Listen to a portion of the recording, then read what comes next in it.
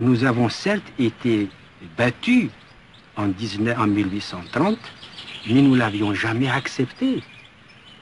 Nous portions en nous-mêmes toujours l'idée de nous libérer un jour ou l'autre. Et la résistance algérienne est restée pour nous un exemple qui a été renforcé précisément par une situation économique, par une situation politique, par une exploitation, par une expropriation de tous nos biens et de tous nos moyens d'existence.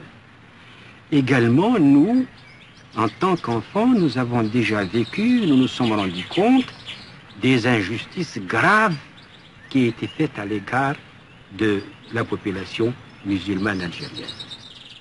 Nous étions chez nous, mais nous étions des étrangers. Nous étions des sujets pour servir, et c'est tout. Nous avons entendu, en tant qu'enfants, nos parents, avec les cheveux blancs, se plaindre de cette situation. J'ai vu mon père aller faire la corvée dans la ville de Tlemcen et surveiller les Français pendant qu'ils dormaient. Mon père me disait, vois-tu mon enfant, à mon âge, je vais surveiller le sommeil des envahisseurs. N'est-ce pas là une tristesse? Et c'était une corvée qui était imposée à la population. Il fallait aller surveiller pendant la nuit les quartiers français. Voilà.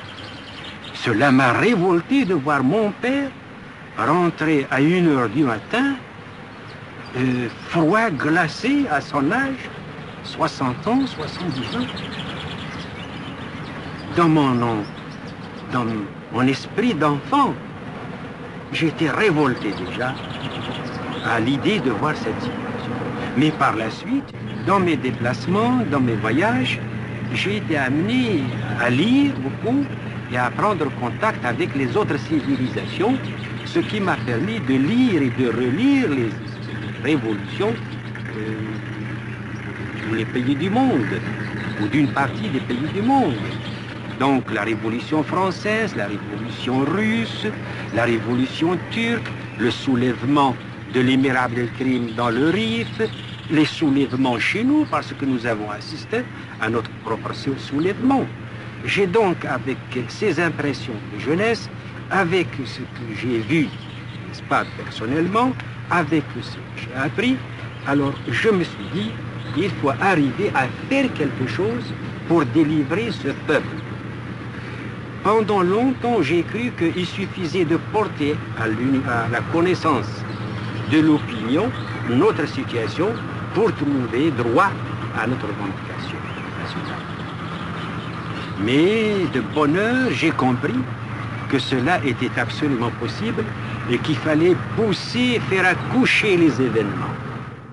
Nous aurions préféré que le gouvernement français prenne en considération nos revendications.